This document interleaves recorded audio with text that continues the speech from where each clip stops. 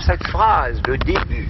Je pense que j'ai rarement vu un début de roman avec une phrase aussi simple que Call me Ismaël. Appelez-moi Ismaël pour commencer un roman. Et voilà, donc Moby Dick, bien sûr, c'est la baleine blanche. C'est la chasse à la baleine blanche.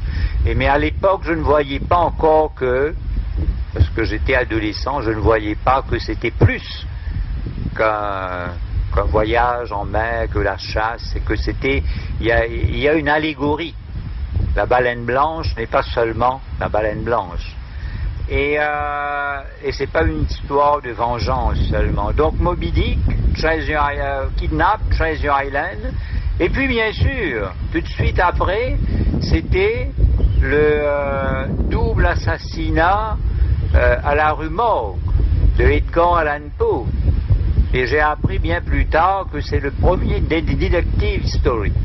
Le premier, c'est Edgar Allan Poe.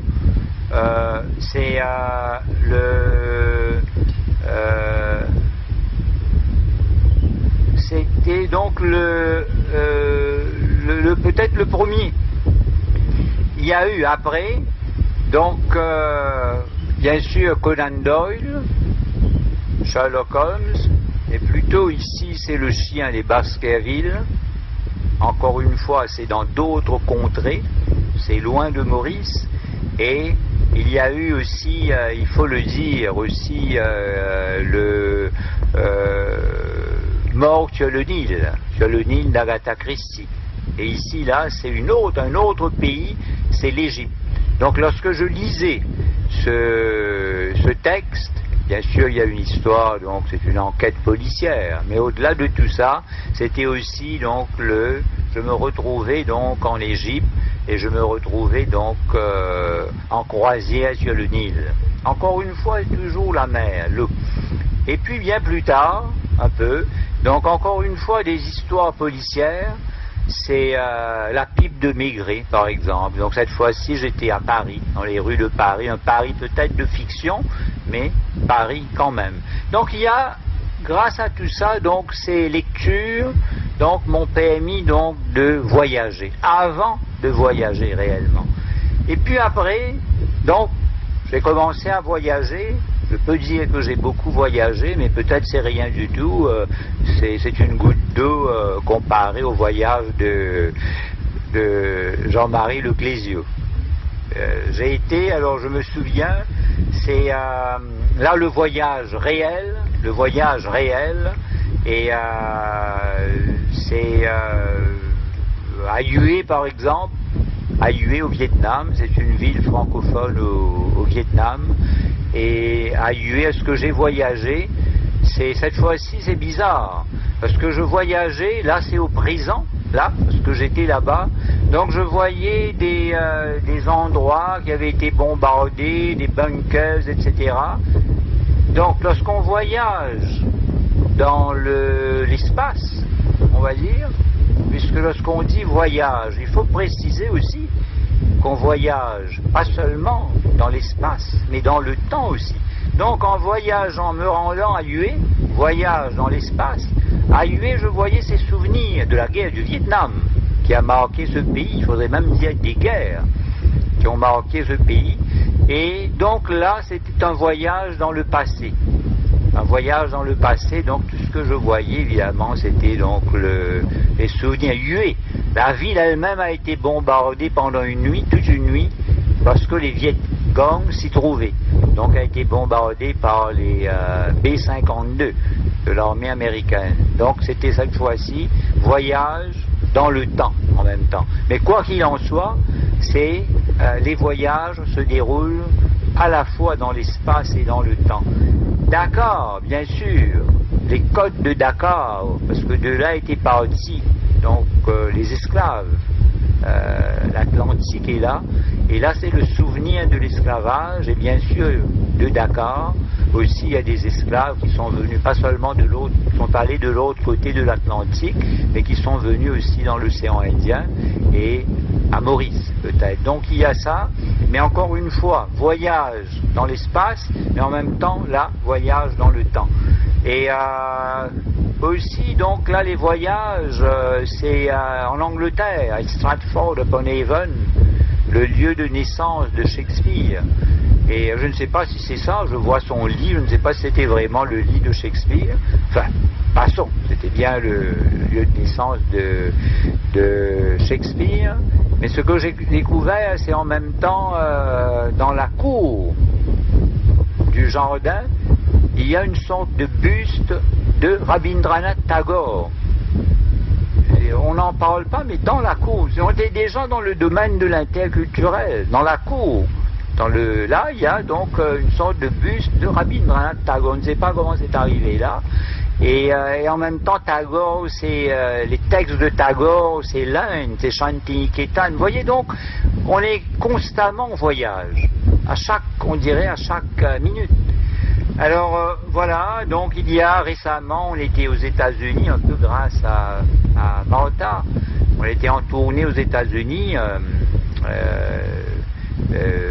Jean-Marie et Julien Leclésio, moi-même et mon épouse Sarojini.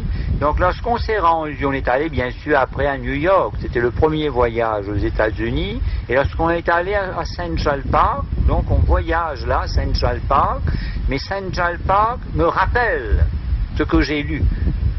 Donc ça, cette fois-ci, le voyage ramène le livre, cette fois-ci. Lorsque vous voyagez, cette fois-ci, c'est dans l'autre sens. C'est le voyage, là où vous êtes, ça vous fait rappeler les livres. Vous revenez aux livres, et bien sûr, c'est le New York Trilogy de Paul Auster. Et ça se passe aussi, là, une se passe donc à Central Park. J'ai pensé à Zoo Story, qui se passe à Central Park. C'est Zoo Story d'Edward Albee. C'est un grand dramaturge, l'un des plus grands dramaturges américains. Zoo Story qui se passe à Central Park, il y a 2 bancs et ainsi de suite. Bien sûr, il y a aussi d'autres souvenirs, pas nécessairement littéraires. C'est le souvenir de John Lennon qui a été assassiné là, à Central Park. Donc vous voyez, donc même quand vous voyagez maintenant, il y a donc des souvenirs qui viennent, des souvenirs au moins avant tout littéraires. Et voilà, et ainsi de suite. Oxford aussi, parce que j'étais à Oxford. Et je suis allé visiter, j'étais là pour visiter la Bodleian Library. C'est la bibliothèque l'une des plus anciennes dans le monde. Et je suis allé au cœur même de la Bodleian Library, le cœur, c'est-à-dire c'est le début. Avant on a construit autour, ça s'est étendu. Et là, donc j'ai vu les livres, pas imprimés, mais gros livres, c'est écrit sans doute à la main, décorés, mais avec des chaînes. Donc des livres immenses, mais avec des chaînes. Et celui qui était avec moi, Sudhi Azari Singh, qui enseigne à Oxford, qui est le premier Mauricien, est le seul à enseigner à Oxford. Il y a beaucoup qui ont étudié, mais c'est le premier, le seul. Sudhi Azari Singh, qui est historien, qui enseigne à Balliol College, c'est le fils du docteur Azari Singh qui a créé le MGI, comme vous le savez. Et là, lorsque j'ai vu ces livres-là, je vois la date, c'est 15e siècle. Donc je lui ai dit, mais où était Maurice? Ben, il a dit, où était Maurice, cette époque? Au 15e siècle, c'est-à-dire peut-être pas même pas encore, l'histoire n'avait pas commencé, et où les Mauriciens, donc on ne sait pas où ils étaient, plutôt les ancêtres. Alors vous voyez, par rapport à ça, c'est donc toujours ces voyages, donc à la fois dans l'espace et dans le temps. Mais j'aimerais vous parler peut-être d'une expérience qui est un peu particulière, qui pourrait donner le vertige. Lorsque j'étais à Londres, je suis allé à la Tate Gallery pour voir une exposition. Il ne fallait pas rater, c'est Matisse Picasso. Donc je suis allé à la Tate Gallery, j'en parle dans un livre, comme un roman sans fin et autres textes.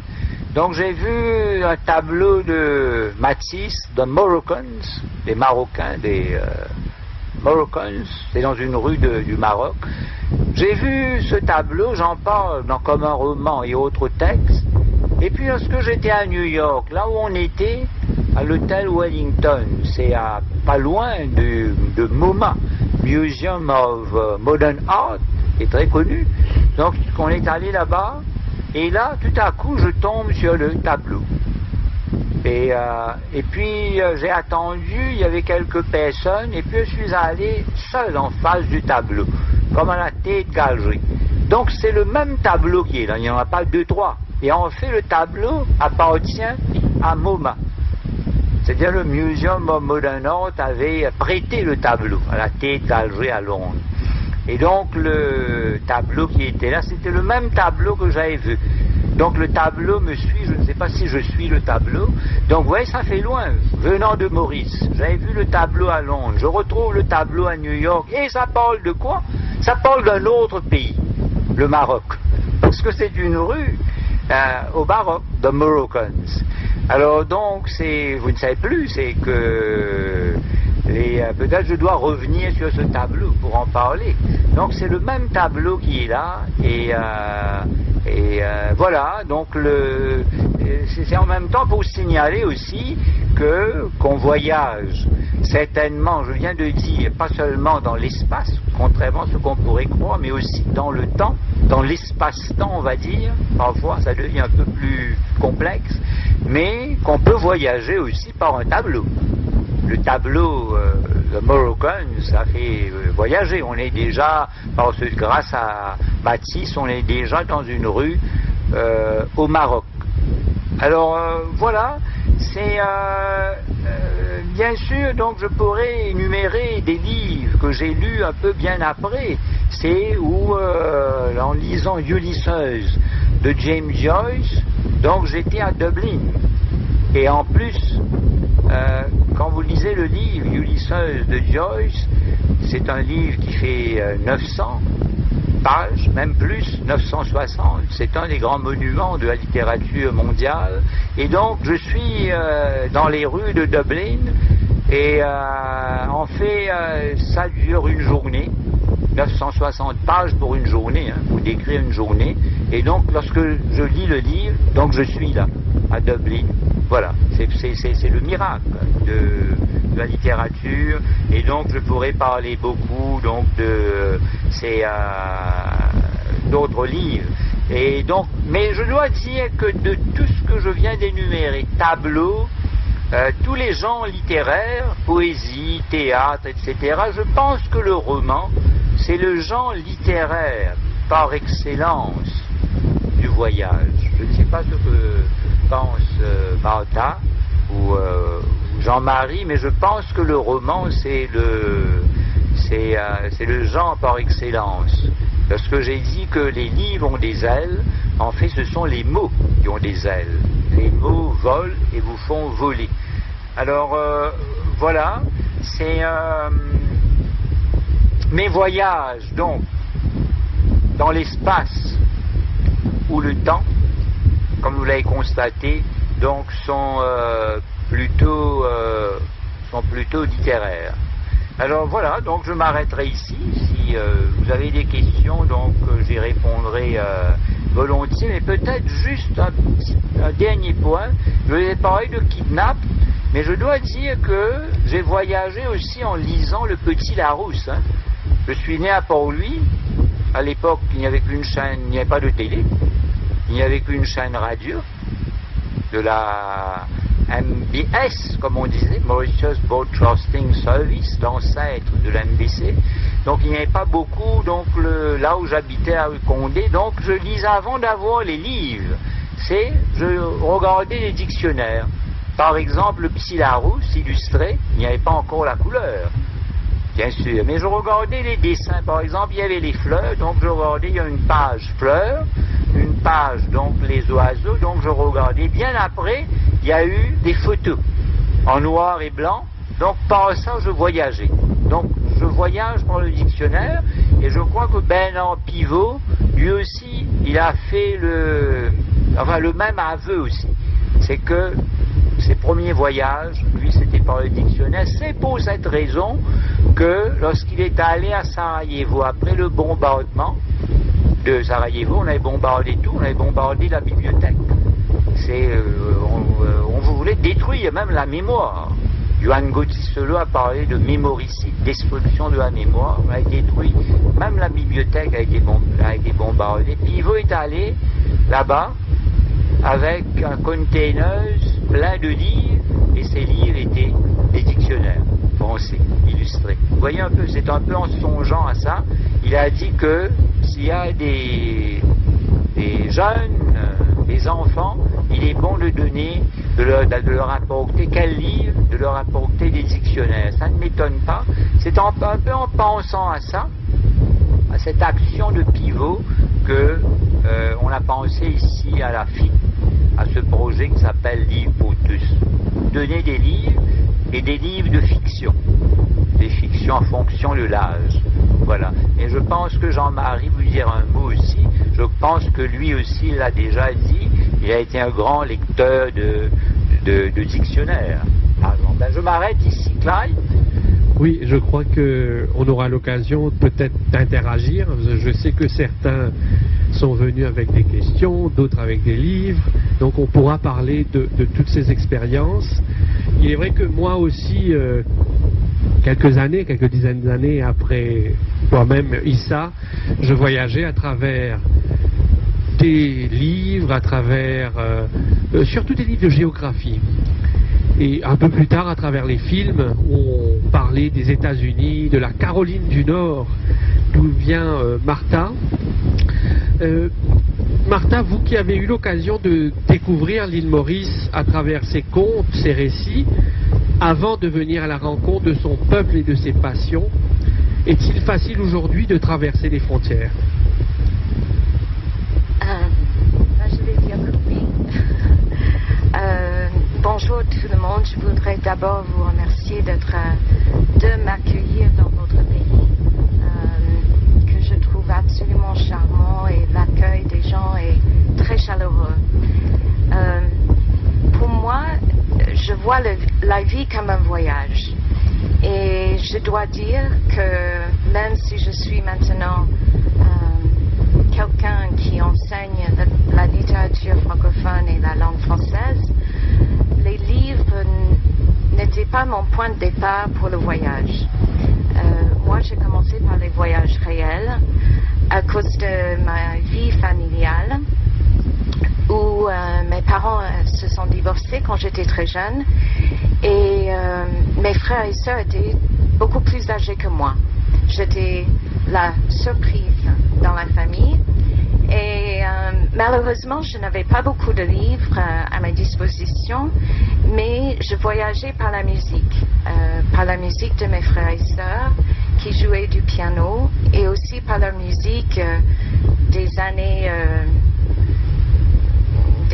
70, 80, qui m'ont permis de découvrir un monde très coloré, où je pouvais voyager en dehors de mon petit village natal en Illinois. Et aussi je voyageais par les longues promenades. Je marchais pendant des heures en essayant de jouer à l'Indiana Jones dans les forêts à côté de chez moi, pour voir le maximum de pierres et de feuilles je pouvais ramener à la maison, mais aussi de pouvoir retrouver mon chemin pour rentrer à la maison. Et j'ai toujours réussi, mais bon, j'ai inquiété souvent mon frère qui me cherchait.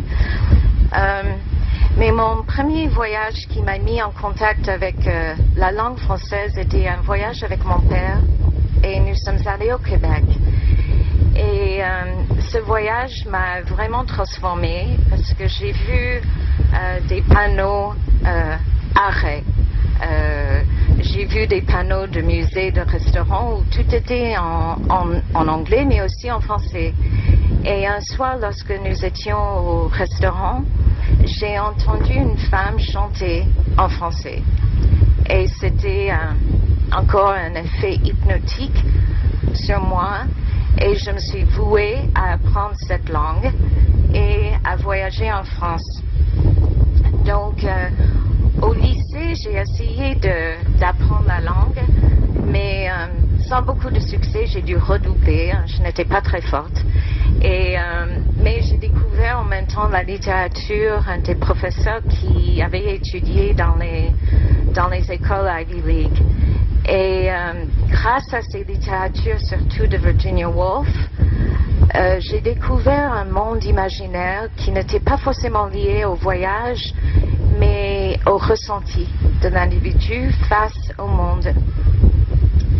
Et c'était après, en tant qu'adulte, où je suis partie en voyage, encore une fois, en France et en Suisse. Et c'est par un autre grand amour, pour mon premier grand amour avec un homme, que j'ai découvert le Sahara et la Provence par ses poèmes et par ses photos et par les dessins. Donc c'était toujours en contact avec des images ou avec le son que j'ai commencé à rencontrer des cultures. Et dans cette partie de ma vie, j'ai pu voyager beaucoup à cause d'une carrière que j'avais dans le marketing et la publicité, qui m'ont permis de voyager dans beaucoup de pays, en Afrique, en Turquie, en Amérique latine. Mais ce qui m'a toujours intéressé, c'était les moments que j'avais à moi. Et surtout au Brésil, je me souviens, j'aimais beaucoup passer mon temps sur la plage et essayer de parler avec les pêcheurs et les gens qui vendaient leurs arts sur la plage. Parce que pour moi, ils m'aidaient à mieux comprendre la vie quotidienne. Et ce voyage au Brésil a vraiment déclenché en moi une prise de conscience que je m'étais devenue étrangère à moi-même et que mon grand amour était vraiment la littérature, mais en même temps la langue française. Et donc j'ai décidé de me vouer aux études. Donc j'ai repris des études pour pouvoir faire découvrir cette langue française que je trouve si belle aux autres personnes, aux universitaires, et puis de faire voyager des gens par la littérature. Et donc j'ai viré de cap, on va dire, et j'ai commencé un nouveau voyage. Et c'était à partir de là vraiment où j'ai commencé à voyager par les livres en étant fixe sur place. Et surtout par les écrits d'Albert Camus, où j'ai redécouvert la Méditerranée par une autre optique très sensuelle. Et puis aussi sa description d'Algérie. Et c'est grâce à lui que j'ai envie un jour de marcher en Algérie et surtout à Tipasa. Il y a d'autres écrivains francophones qui m'ouvrent les yeux sur le monde et je ne vais pas les lister, mais surtout Monsieur Le Clésio, quand j'ai rencontré sa littérature, ces mots m'ont fait découvrir des pays du monde et les gens, ce regard que je partageais avec un pêcheur sur une plage. Et ces récits et ces personnages ont nourri mon imaginaire et je pense qu'en nourrissant notre imaginaire du monde, nous pouvons cultiver notre sensibilité aux réalités des autres et sortir un peu de ce nombrilisme que nous pouvons souvent avoir en vivant dans notre quotidien. Et ces voyages, comme vous êtes ici à Maurice, ces voyages nous donnent le goût de découvrir dans le réel des pays, mais surtout des rencontres humaines. Et je voulais juste finir en lisant un passage qui était que pour moi un voyage imaginaire, mais en arrivant ici sur la plage, ce voyage est devenu réel. Et c'est dans le livre Chercheur d'or de Monsieur Le Clésio. Je ne l'ai jamais vu d'aussi près. Le monde est dressé au-dessus de la mer, pareil à un caillou de lave, sans un arbre, sans une plante. Autour de lui, les plages de sable clair, l'eau des lagons. C'est comme nous allions vers le bout du monde. Les oiseaux de mer volent au-autour de nous en criant. Mouettes, sternes, pétrels blancs, frégates immenses. Mon cœur bat fort et je tremble d'inquiétude parce que j'ai l'impression d'être allé très loin, de l'autre côté de la mer. Et je voudrais vous remercier d'avoir initié ce voyage imaginaire et de cette opportunité de faire ce voyage réel et de le partager avec vous. Merci.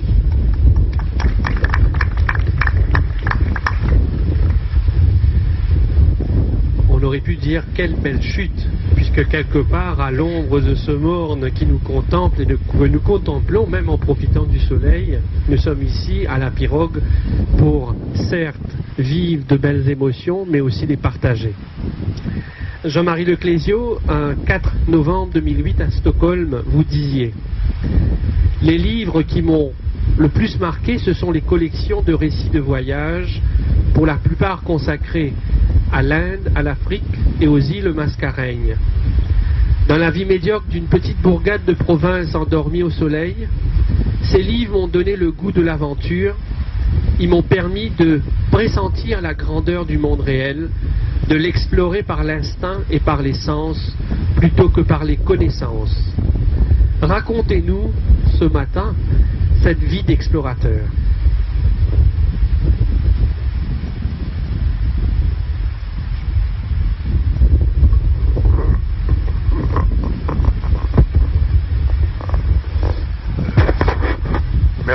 Merci Klein, merci Martha, merci Issa, merci à vous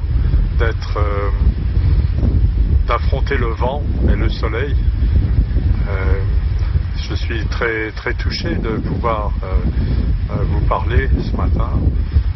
J'ai rarement l'occasion de parler de thèmes comme celui-ci. En général, on m'interroge plutôt sur la littérature, et là, il s'agit du voyage.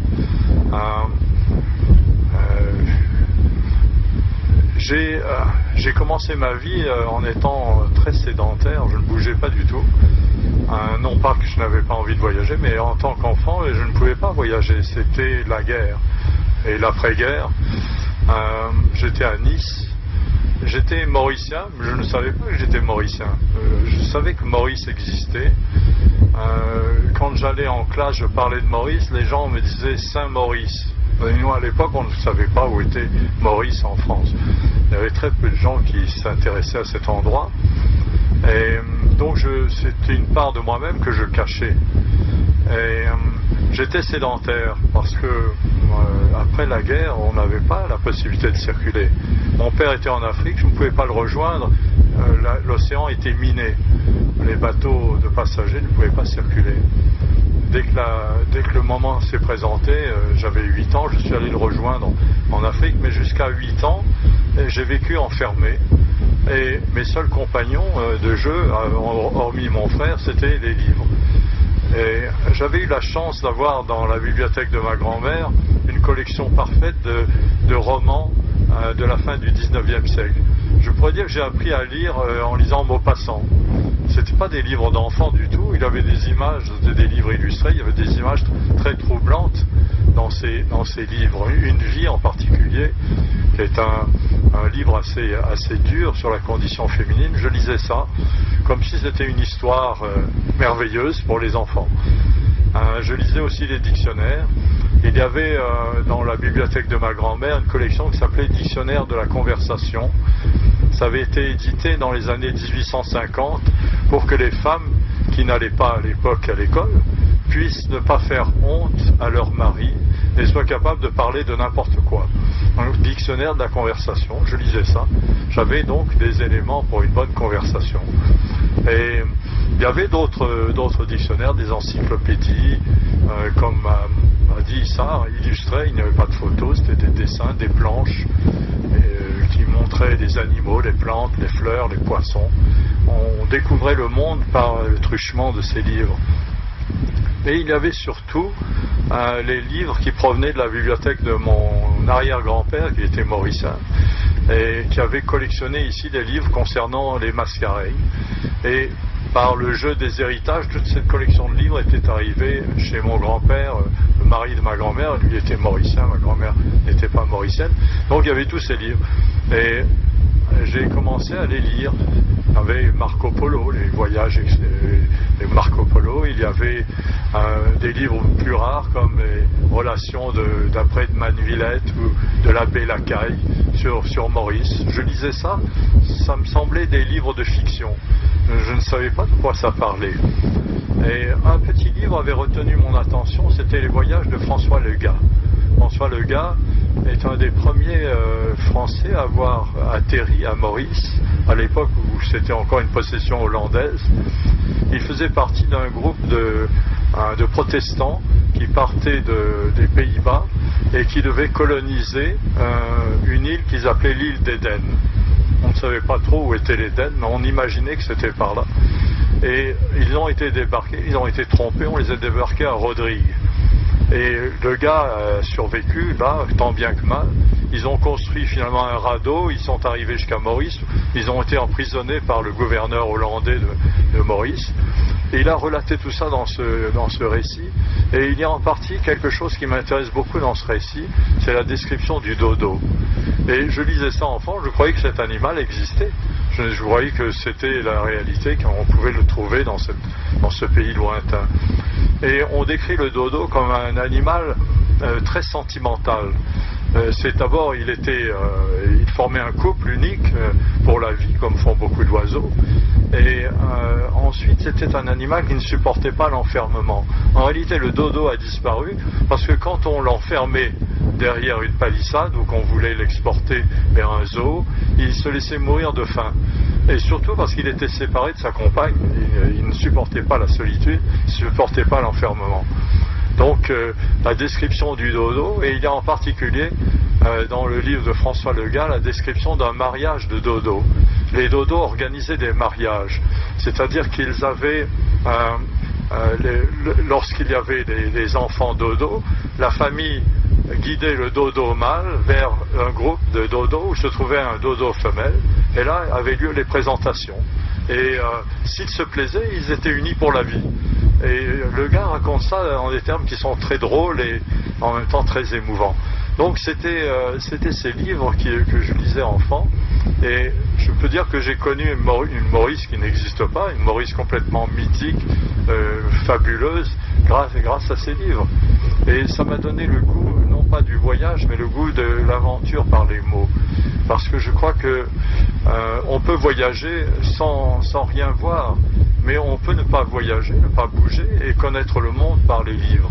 Donc je crois que c'était la leçon de ces années qui ont suivi la guerre. Et bien sûr, les dictionnaires, les encyclopédies sont de merveilleux outils pour former l'esprit. Et je suis content ici à Maurice parce que grâce à Sarojini et à Issa, nous rencontrons les enfants des écoles. Et je rencontre les enfants qui ont l'âge que j'avais quand j'ai commencé à m'intéresser au monde, qui ont entre 6 et 10 ans. Et on leur donne des livres. Et je vois ces enfants partir avec un grand plaisir parce que ces livres ne sont pas réduits aux quelques pages qu'ils contiennent. C'est une ouverture, c'est une sorte de fenêtre qu'ils vont ouvrir sur le monde et qui va leur permettre de découvrir d'autres lieux, d'autres façons de parler, de penser. Et c'est donc pour moi un grand plaisir de renouer avec cette époque de l'apprentissage qui a été le mien pendant les années qui ont suivi la guerre. La différence, c'est qu'à Maurice, il n'y a pas de guerre, on est dans la liberté de mouvement, mais il y a une partie des Mauriciens qui n'a pas accès à la culture. Donc, il faut les rencontrer, et dans cette partie très jeune où on est formé, où on prend goût à la connaissance. Parce que la lecture n'est pas une action facile, et il faut se concentrer, il faut oublier ce qui est autour de nous, et je crois que c'est une excellente expérience pour ces enfants. Donc je suis ici à Maurice pour le plaisir de renouer avec l'histoire de ma famille, l'histoire ancestrale, mais aussi pour découvrir l'île Maurice du futur, celle qui se fabrique, qui est en train de se faire dans les écoles. Et je suis très touché de cet accueil à Maurice, Maurice est un pays de culture. Nous sommes ici en ce moment pour rendre hommage au poète Jean Fanchette, un grand voyageur. Lui aussi, il a vécu en Angleterre et il a été en exil en Angleterre, on peut dire, mais aussi célébrer la littérature qui se fait à Maurice et dans les Mascareignes en ce moment. Ce pays n'est pas seulement un pays de divertissement, de plage et de loisirs, c'est aussi un pays où on travaille, où l'on pense, où on fait une recherche pour mettre au jour un monde meilleur. Et Maurice est un pays pacifique. Maurice, il faut saluer Maurice comme l'un des pays qui a créé une zone de dénucléarisation dans l'océan Indien, interdiction de l'armement nucléaire. Donc c'est un pays de progrès, c'est un pays qui va de l'avant. Et je suis très fier de cette part mauricienne. Et chaque fois que je reviens à Maurice, j'ai l'impression de renouer avec le meilleur de ma propre histoire. Donc j'ai voulu partager ces moments avec vous et j'espère que nous allons maintenant pouvoir échanger quelques mots parce que c'est bien aussi d'avoir un échange. Merci de m'avoir écouté. Merci. Merci Jean-Marie.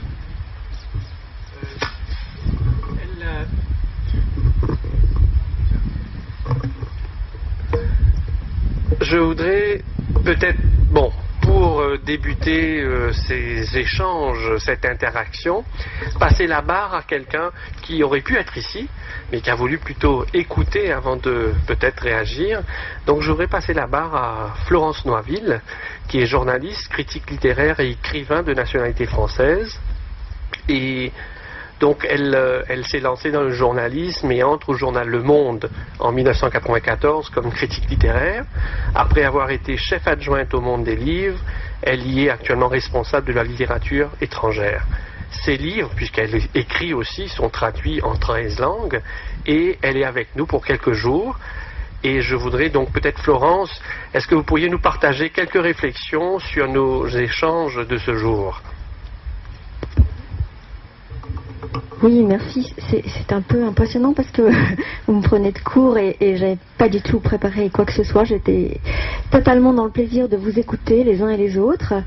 Et puis, bien sûr, dans le plaisir de vous écouter dans ce cadre sublime. Et j'en profite pour vous remercier tous de votre accueil. Donc oui, au Monde, je m'occupe de la littérature étrangère. Donc, bien entendu, je voyage non-stop.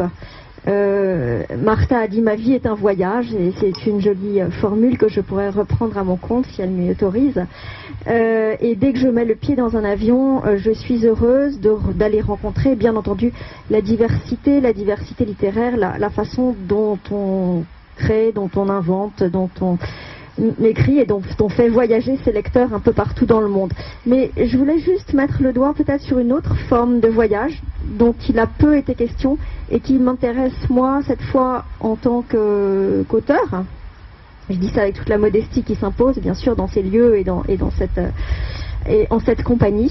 C'est un voyage, à mon avis, il y a deux sortes d'écrivains. Il y a ceux qui vous font passer des frontières, qui vous emmènent effectivement par l'imaginaire dans des zones lointaines, fantasmagoriques, merveilleuses, et Jean-Marie Leclésio en a merveilleusement parlé. Et puis il y a ceux qui sont les écrivains du voyage intérieur. Et ça, je me rangerais plutôt de ce côté-là. La grande famille à laquelle je pense, c'est, vous voyez, Henry James, Virginia Woolf, peut-être plus près de nous en France, une femme comme Annie Ernaux.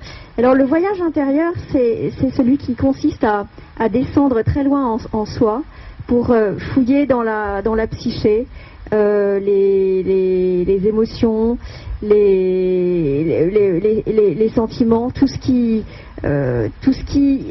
constitue la part vivante, le cœur battant de ce qu'on est. C'est un voyage vertical au fond. Voilà, il y a les écrivains du voyage horizontal et les écrivains du voyage vertical. Et plus on descend, plus on creuse, c'est un tout petit, voilà, et plus ça peut devenir aussi exaltant et aussi dépaysant au fond. qu'un voyage avec beaucoup de milliers de kilomètres à la clé. Et moi j'essaye de faire ça un tout petit peu. Alors dans mes livres, je vais pas en parler beaucoup, mais aussi dans mes portraits que je fais pour le monde, j'essaye de m'approcher de ce qui constitue. Alors je sais pas pourquoi, moi je vois ça comme une petite boule très dure qui est le centre, oui, l'épicentre, à la fois le centre d'équilibre, mais aussi le centre de vitalité de chacun de nous. Alors j'en parlais avec un écrivain anglais qui s'appelle Graham Swift, et je lui disais la petite boule, et je disais là, et en lui montrant le ventre, et après il m'a dit là, mais pourquoi pas là, en me montrant le cœur, ou là en me montrant le cerveau. Et je sais pas pourquoi, je lui ai dit mais je peux pas te répondre, mais pour moi elle est là. Et puis quelque temps après, j'ai déjeuné avec une amie qui est psychanalyste, et elle me parlait des recherches des Chinois traditionnels sur le Qigong ou quelque chose comme ça. Et elle me disait, tu sais, il se figure le centre de chacun de nous comme une espèce de sphère qui est exactement en bas, en dessous dans le ventre, en dessous du nombril, et protégé par un os qui s'appelle le sacrum, et qui porte bien son nom puisqu'il induit l'idée de sacré. Alors voilà, peut-être ce que tu recherches, c'est quelque chose de sacré et de secret. Voilà, ça nous emmènerait un peu loin de développer ça, mais en tout cas, le voyage qui me tient le plus à cœur, c'est ce voyage intérieur-là.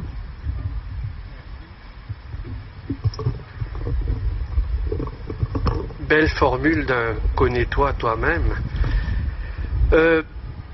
Peut-être le docteur Karl Muthusamy, qui nous a fait plaisir de partager ce temps. Le docteur Karl Muthusamy est directeur de l'Office de tourisme, mais je crois qu'il quitte sa casquette de l'Office du tourisme aujourd'hui pour peut-être nous parler de voyage, puisque lui est quelqu'un qui a beaucoup voyagé, qui fait beaucoup voyager aussi. Quelques mots, Karl. Merci. Merci, bonjour à tous. Je ne peux pas quitter ma casquette parce que dès qu'on évoque voyage, il y a derrière les mots la réalité. Donc ce qui est important, c'est ce va-et-vient entre les mots évocateurs d'un voyage et la réalité.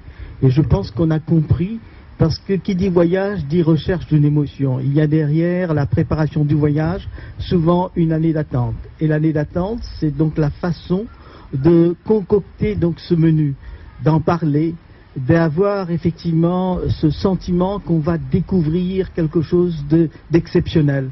Le voyage, au fait, la motivation du voyage, et sur le fond, cette attirance qu'on a vers quelque chose d'exceptionnel, vers une aventure, vers quelque chose de nouveau.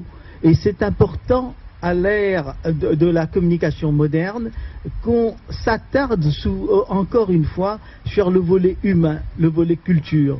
Bien sûr, je disais toujours, la notion, lire un livre, lire un roman, apprendre, appréhender dans la littérature touristique, ce qui veut dire, ça amène à quoi? Ça amène donc à cette notion d'aller vers l'autre. Et ça, c'est important parce qu'il y a besoin de l'homme de découvrir un prochain, de découvrir une culture qui est différente, de ramener quelque chose qui lui est essentiel. Que ce soit le voyage en famille, le voyage en couple, alors tout au fait se déroule inconsciemment autour de ce désir d'apprendre, de désir de comprendre, et désir effectivement d'avoir quelque chose de solide. J'entends par là, par exemple, quand je situe Maurice, Maurice n'est pas simplement une terre d'exotisme. Au fait, vous avez d'excellentes phrases, vous avez des poètes, vous avez de grands écrivains, vous avez donc la littérature touristique, mais derrière, c'est une île d'amour et de mysticisme. Il y a derrière cette apparence physique quelque chose de beaucoup plus profond, et c'est là que l'humain, et cette recherche de l'humain, cette façon d'appréhender l'humain, c'est ce qui fait dire que c'est là qui motive, c'est ça qui motive les voyages, au-delà des risques qui puissent s'y associer, qu'on aille en Afrique, qu'on aille au Cambodge, qu'on aille au Vietnam, qu'on vienne dans les îles exotiques, on est très loin de notre maison mère, très loin de quelque chose. Il y a eu donc un désir, une volonté de partir, et ce désir, cette volonté de partir, c'est donc la plus belle chose qu'on ait pu encourager pour rapprocher les civilisations. Et au fait, tout est parti de ce modèle de rencontre, de voyage pour parfaire, pour ramener effectivement la connaissance, le savoir, mais surtout donc pour essayer de mieux comprendre l'autre. Et c'est là donc l'interculturalité de Maurice. L'exemple de Maurice est important, mais il faut toujours être modeste par rapport à la notion du voyage, puisque il faut absolument voir l'aspect physique également, l'aspect sécurité et surtout donc réussir à ce que le rêve, à ce que donc ce qu'on vend dépasse le rêve, et c'est ça donc la façon de parfaire, c'est ça un peu l'ambition de Maurice, c'est modestement donner donc un exemple à ce que donc le touriste revienne satisfait, mais surtout en garde un souvenir autrement que physique, et c'est ça la belle émotion de l'île Maurice.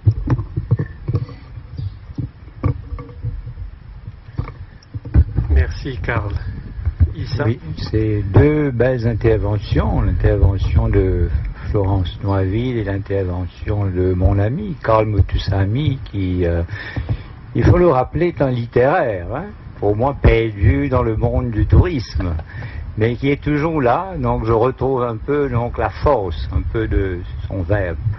Alors, je rappelle que la Fondation pour l'interculturel et la paix qu'on a créée ensemble, le premier objectif, c'est découvrir, c'est promouvoir la découverte des cultures du monde et leur interaction en vue de l'enrichissement personnel des hommes et des femmes, toutes origines confondues.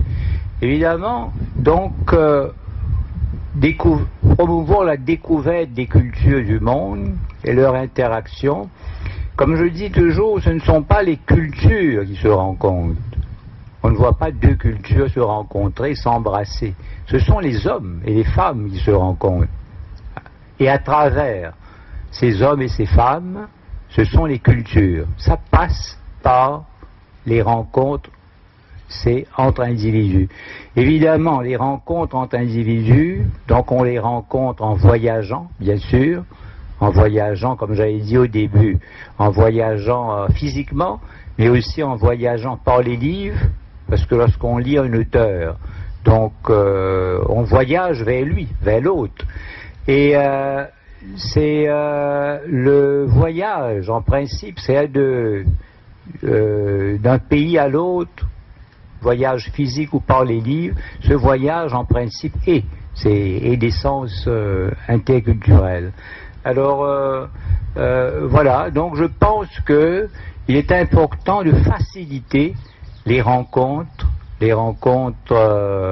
entre les hommes et les femmes dans le monde, là, les rencontres réelles, mais il est important aussi de diffuser les livres, parce que c'est par ces livres que quelqu'un écrit que le lecteur le rencontre aussi, peu importe où se trouve le lecteur. Donc c'est un peu sur deux plans. Le voyage réel, et c'est là qu'il y avait le colloque de la COI récemment à Maïbourg. J'ai eu l'occasion de dire que, et il y a quelqu'un qui était dans la salle, un Comorien, qui a pris la parole pour développer ce que j'avais dit. J'ai dit qu'on parle maintenant de rencontres des hommes et des femmes, mais il faut voir concrètement, par exemple, dans l'océan Indien, est-ce que les hommes et les femmes peuvent circuler librement? Et le Comorien a dit, lui qui est chercheur, il a des problèmes à circuler, à venir à Maurice, à aller à la Réunion.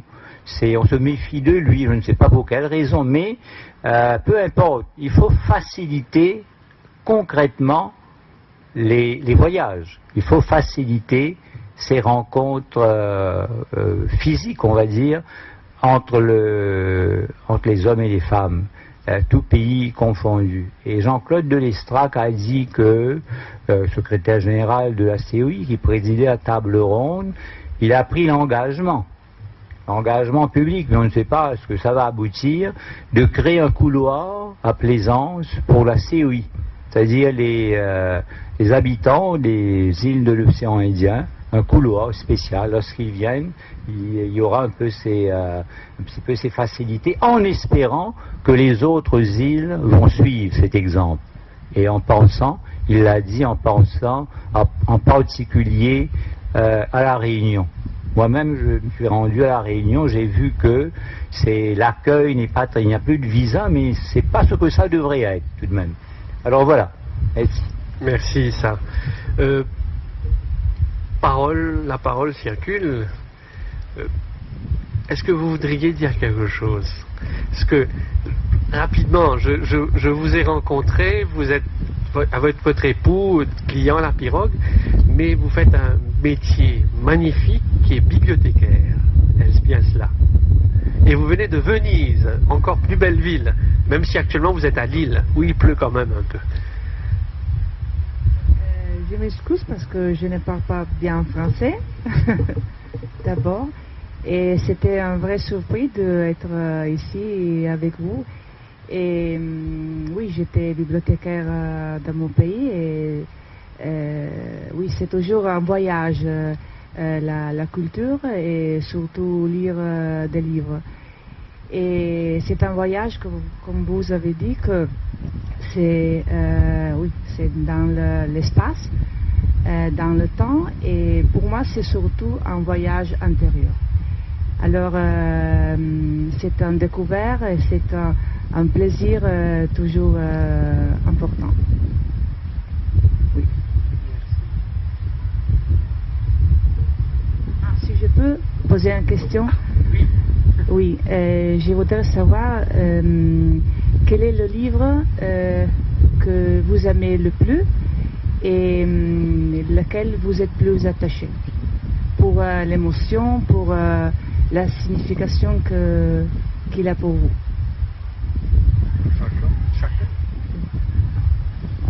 Pour moi, c'est Salinger, Catcher in the Rye, Attrape-cœur. Ça, c'est le livre qui m'a, je crois, le plus influencé dans la période de maturité. Alors pourquoi? Parce qu'il nous montre comment il est possible pour quelqu'un de se mettre dans la peau d'un autre, de devenir un autre. Et on parlait du voyage intérieur, c'est une forme de voyage intérieur, de devenir quelqu'un d'autre. Et ce portrait d'un adolescent, il n'est pas dit qu'il appartient à la communauté juive new-yorkaise, bon, après on peut le deviner, mais c'est l'exotisme maximal, c'est l'aventure la plus extraordinaire. Quand on a 19 ans ou 20 ans, l'âge que j'avais quand j'ai lu Salinger, de retourner en arrière et d'avoir à nouveau 13 ou 14 ans, l'âge de Caulfield dans l'histoire qu'il raconte. Et également voyager dans la langue, parce que les premiers mots du livre sont inoubliables. If you really want to know, si vous avez vraiment envie d'écouter cette histoire, et là l'histoire commence, c'est une façon de parler qui ne vous quitte plus après. Donc pour moi c'est cette aventure-là qui m'a le plus marqué. Autrement, il y a d'autres livres aussi, avant, après, mais celui-là en particulier, qui m'a donné envie d'écrire.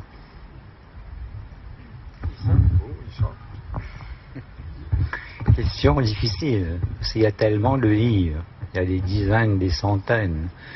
C'est bon, mais que, comme Jean-Marie il a dit, mais je savais que c'était la réponse. Hein. C'est To Catch a Mockingbird pour Jean-Marie. Pour moi, c'est bien sûr c'est L'étranger d'Albert Camus, parce que c'est associé un peu à mon histoire.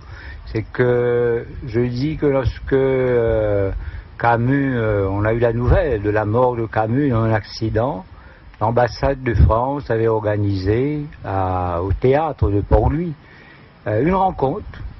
Il y avait le conseiller culturel Pierre Klein, l'ambassadeur, plutôt le consul de France à l'époque. Et donc ils avaient parlé donc de Camus, et là j'ai découvert, je ne connaissais pas du tout, je suis né à Port-Louis, à la rue Condé, je suis allé, un petit peu intimidé. Et puis après, donc ça m'a marqué, vraiment, ça m'a marqué. Et après, donc, j'ai eu l'occasion donc de lire le livre. C'était déjà le début du livre, le style. Aujourd'hui, maman est morte, ou peut-être hier, je ne sais pas. Et entre chaque phrase, du début à la fin, il y a un univers entre ces mots. Et c'était déjà donc tout le non-dit, c'est la complexité déjà de la littérature. C'est ce que Roland Barthes appellera plus tard l'écriture blanche. Ça m'a frappé déjà le style, ça sortait un peu de ce que j'avais l'habitude donc de lire. Ce que j'ai dit, un peu ce que j'ai lu auparavant. Et puis c'était aussi donc un texte extraordinaire. C'est aussi la révolte. Par exemple, ça m'a marqué aussi lorsque le prêtre vient confesser ce que Meursault lui dit. Ces phrases-là, c'est que vous semblez avoir beaucoup, enfin je rapporte, vous semblez avoir beaucoup de certitude, parce qu'il est prêtre, il prêche la bonne parole. Mais lui, donc, il n'en a pas beaucoup. Mais il a une certitude, c'est de mourir. C'est la guillotine qui l'attend. Alors donc c'est ça, c'est cette révolte-là, et ça a coïncidé aussi donc avec ce sentiment donc de révolte qui se trouve chez les jeunes. Donc il y a à la fois contenu, mais c'est un grand roman, et j'ai eu l'occasion après donc de l'enseigner, et je dois dire qu'il y a des étudiants que je retrouve qui ont été aussi marqués donc par ce livre. Donc il y a beaucoup dans le domaine du théâtre, ce serait en temps Godot, bien sûr. Encore une fois, il y avait une rupture. C'est pas le théâtre qu'on a l'habitude de lire. Et voilà, je pense qu'il y a beaucoup à la recherche du temps perdu. C'est Ulysses, j'ai mentionné, mais l'étranger, oui, c'est l'étranger.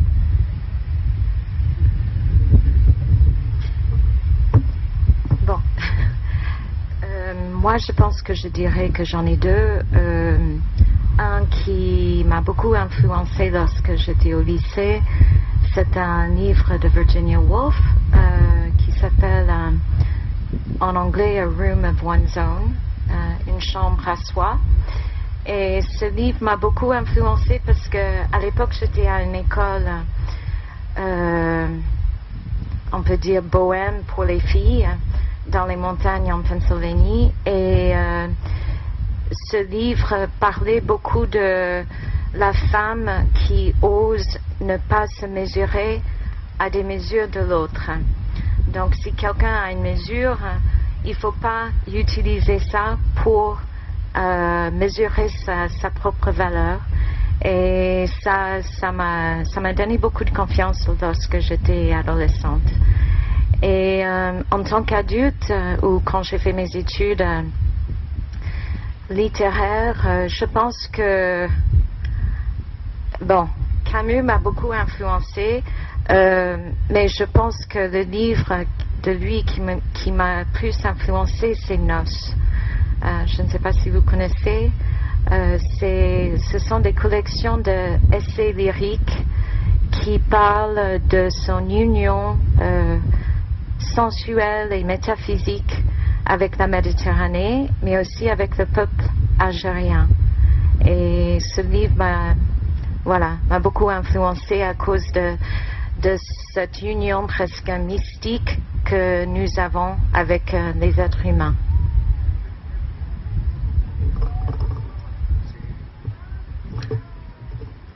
Des livres, j'en ai lu, tout plein, et j'en lirai encore, heureusement.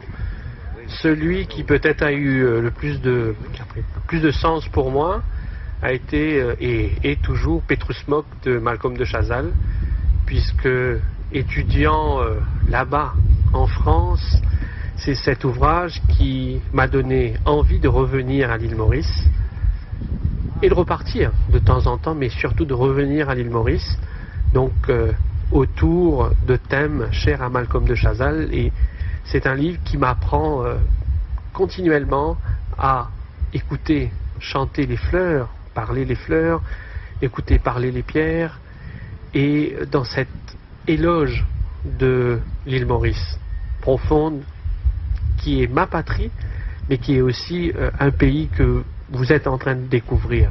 Et je vous demande de partager aussi autour de vous. D'autres questions ? Je voudrais vous poser la question, alors, madame. Oui.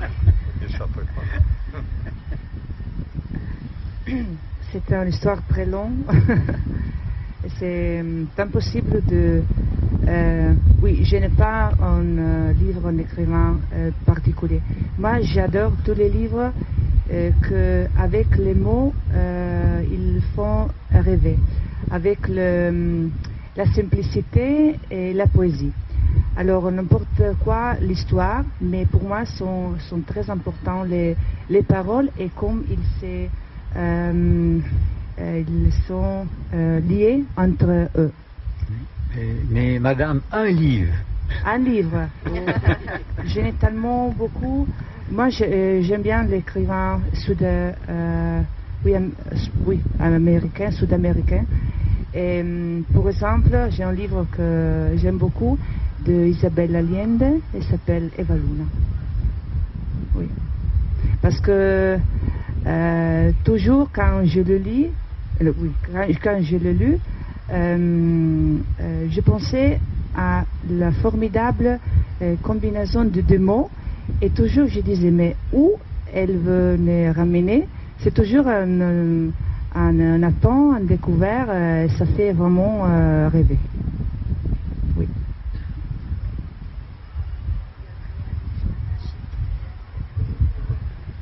Et merci à tous. Donc, merci beaucoup.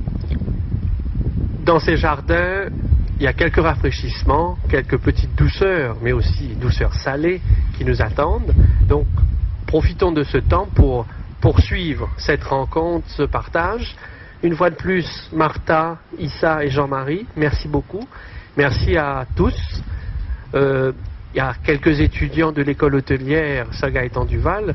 Donc, j'espère que vous avez beaucoup écouté et que vous saurez faire ces différents partages, puisque demain, ça sera à vous de partager un petit peu ce qui vous fait vivre. Merci à tous. Peut-être, Clyde, je voudrais, au nom donc de Martha, de Jean-Marie, de Sarojini et en fait de tout le monde, remercier Clyde pour son accueil et en fait la direction de l'hôtel La Pirogue, au Sun Resort en fait, non seulement de nous accueillir ici, mais d'avoir organisé cette rencontre partage. Merci. Oui, Clancy Roméo a quelques petits cadeaux. Alors il y en a deux, mais en tout cas on va offrir il y en a une qui part tout à l'heure, donc les autres recevront leur copie un peu plus tard.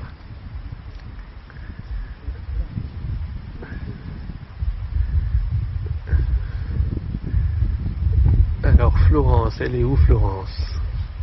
Elle est partie. Bon, on lui offre. Oui, au Marco. Tellement. Au fait, c'est un ouvrage qui s'appelle Pirogue éternelle. Ce matin, on en a cherché, tout avait été épuisé. Au fait, c'est une réédition d'une collection d'illustrations d'un Mauricien, Jean-Marie Chelin, qui est un passionné de pirogue, qui avait été donc réédité à l'occasion du 35e anniversaire de l'hôtel. Et j'espère que cette pirogue, certes, vous mènera loin des rivages de l'île Maurice, mais vous y ramènera aussi Jean-Marie, Martha, Florence et les autres. Merci.